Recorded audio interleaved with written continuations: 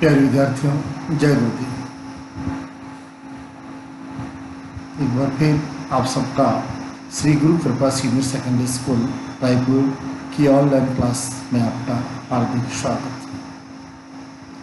आज हम इस क्लास में क्लास 12 मैथ्स चैप्टर 3.1 मैट्रिक्स का शेष पाठ पढ़ेंगे। हमने पिछली क्लास में मैट्रिक्स के बारे में पढ़ा। हमने पढ़ा मैट्रिक्स की परिभाषा, मैट्रिक्स का क्रम, टाइप ऑफ मैट्रिक्स में हमने पढ़ा पंक्ति मैट्रिक्स, स्तंभ मैट्रिक्स, शून्य मैट्रिक्स, वर्ग मैट्रिक्स, विकर्ण मैट्रिक्स, अदिश मैट्रिक्स, इकाई मैट्रिक्स, त्रिभुजाकार मैट्रिक्स, और उसमें हमने पढ़ा ऊपरी त्रिभुजाकार मैट्रिक्स और निम्न त्रिभुजाकार मैट्रिक्स। इन सब की परिभाषाएं, इन सब के उदाहरण हमने पढ़े थे। और लास्ट में हमने पढ़ा था समान अवयव। ऐसे दो अवयव जिनके संगत सभी अवयव बराबर हो समान अवयव कहलाते हैं। और हमने इन पर आधारित प्रश्नावली 3.1 के प्रश्न किए थे। प्रश्न संख्या 1, 2, 3 और 4 ये प्रश्न हम कर चुके हैं। अब हम बढ़ते हैं आगे प्रश्न संख्या 5 में। तो प्रश्न संख्या 5 है आपके बुक्स में कि 2 इंटू टू क्रम का अवयव a = ज्ञात कीजिए।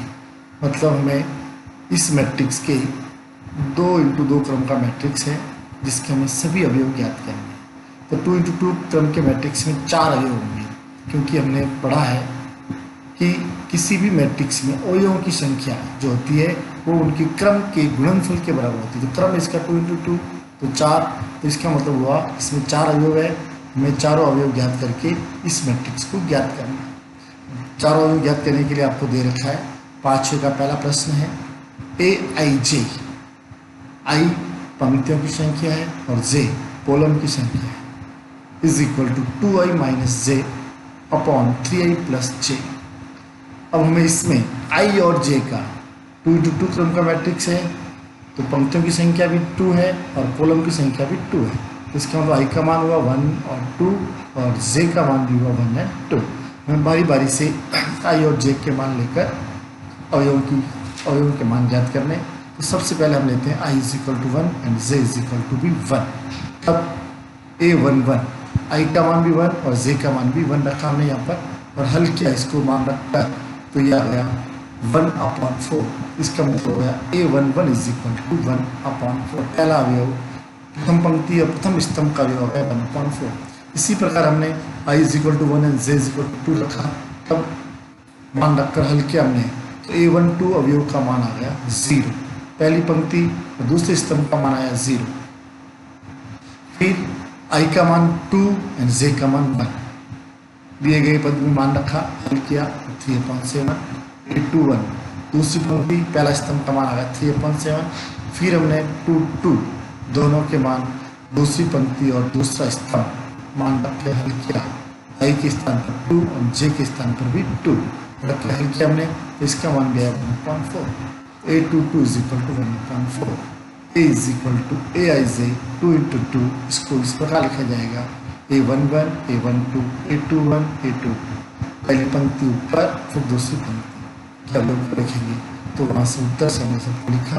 पहला a11 है, फिर a12 a21 एंड a22 सब के मान हमने रखे। तो ये जो मैट्रिक्स बनी यही आपके दिए गए प्रश्न का आंसर है। अब आपकी बुक्स में प्रश्न 5 के 2 भाग हो रहे हैं, दूसरा और तीसरा, जो आपको आज होमवर्क के रूप में या फिर प्रैक्टिस वर्क के रूप में करना है। तो 5वें का दूसरा प्रश्न है aij = i + 2j upon 2i, इसका हल इसका है। तो आपको वही वापस ये मैट्रिक्स भी 2 इंटू 2 क्रम का ही है, तो i के मान भी इसमें 1 और 2 होंगे, j के मान भी 1 और 2 होंगे। बारी बारी से मान रखने हैं। पहले आपको i = 1 लेना है, j = 1 लेना है। फिर जैसा कि ऊपर दिया था हमने i = 1 और j = 2। इसी प्रकार फिर i = 2 j = 1 and i = 2 and j = 2। ये मान लेकर आपको इसमें रखने, वही इसके भी 4 अवयव आएंगे। और उपरोक्त प्रकार आपको मैट्रिक्स प्राप्त करनी है। मैट्रिक्स में 4 अवयव होंगे, तो आपको दूसरा और तीसरा प्रश्न पहले की तरह ही करना है। नेक्स्ट प्रश्न है क्वेश्चन नंबर 6।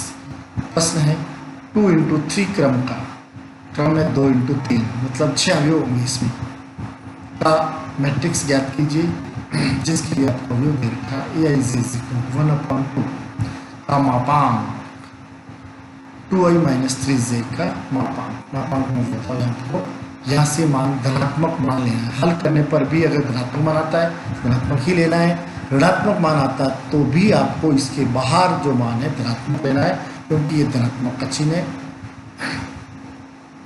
2 इंटू 3 क्रम का अवयव है, तो पहला मान तो है i का, दूसरा मान है j का। इसका मतलब हुआ i के मान तो 1 और 2 ही होंगे, जबकि j के मान 3 होंगे, 1, 2 और 3।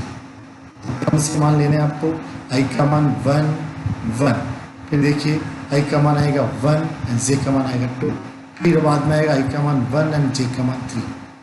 कहने का मतलब ये हुआ पहले आपको i का मान 1 लेना है और j के 1, 2 और 3 मान लेकर इसमें रखेंगे आप दिए हुए पद में, और पद में मान रखकर हल करेंगे। जैसा कि हमने 1 और 1 रखा, 1 रखा i का, j का भी 1 रखा, हल किया तो -1 आया, परंतु -1 के बाहर मापांक है तो बाहर हो गया +1, तो ये मान हो गया 1/2। ये 1 का मान हो गया 1/2। इसी प्रकार 1 रखा, 2 रखा, तो हल किया हमने तो ये मान अंदर आया -4 का मापांक +4 +4/2 = 2। ये 1/2 = 2। तो यहाँ जो उपरोक्त प्रश्न और इस प्रश्न में जो नया है वो यहाँ पर क्या है, मापांक है। तो ये 1/3 का मान आ गया, हल किया -7 बार +7 आ गया 7/2, फिर i का मान 2, j का मान 1, a का मान 2, 1, i का मान 2 यहाँ रखा, j का मान यहाँ 1 रखा, हल किया 4 - 3 1, 1/2। तो ये आ गया 821 = 1/2, i = 2 and j = 2 मान रखा हमने इसके अंदर, हल किया -2 का 2/1 = 2, फिर रखा 2 और 3, हल किया यहाँ हमने तो -5/2 था, मापांक कैसे हो गया 5/2। इस प्रकार a = 2 इंटू 3 क्रम की जो मैट्रिक्स है वो इस प्रकार बनी है 1 1 1 2 1 3 2 1 2 2 2 3। ये बन गई इसकी मैट्रिक्स। पंक्ति 2 है पहली और दूसरी, स्तंभ 3 है, पहला स्तंभ, दूसरा स्तंभ और तीसरा स्तंभ। इन सब के अवयव में ये यहाँ मान रखा a1 1 का, यहाँ मान रखा a1 2 का, यह मान रखा a1 3 का, a2 1, a2 2 और a2 3, ये सब के मान रखे तो इस प्रश्न का आंसर है आपके 7। अब है नेक्स्ट प्रश्न क्वेश्चन नंबर 7। यदि आपको यह 2 मैट्रिक्स दे रखी है और बीच में बराबर का निशान है, इसका मतलब ये मैट्रिक्स जो है समान मैट्रिक्स है, समान अवयव है और आपको ए और बी के मान ज्ञात करने हैं, जैसा कि आपने प्रश्न संख्या 3 में किया था। तो 2 समान मैट्रिक्स दे रखे हो और हमें चर का मान ज्ञात करना हो, तो हम समान मैट्रिक्स के संगत अवयवों को बराबर करते हैं। तो यहाँ देखो इसमें भी पहला अवयव है a1 1 और इसमें भी a1 1, इन दोनों को बराबर किया तो ये हो गया, पहला हो गया a + b = 6, समीकरण नंबर 1। अवयव समान है इसलिए संगत अवयव बराबर होंगे।